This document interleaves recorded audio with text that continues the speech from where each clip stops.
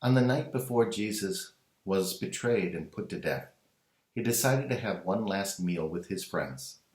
They went to the upper room, and they seemed to be celebrating what would have been a Jewish custom, the Passover meal, remembering the events of the book of Exodus, when God took Moses and the people out of Egypt.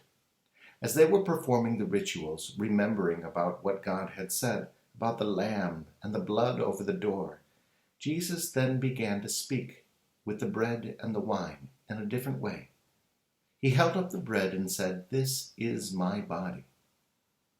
And likewise, he held up the cup of the wine and said, "This is my blood." As he gave this to them, we began to understand it changed by the power of the Holy Spirit.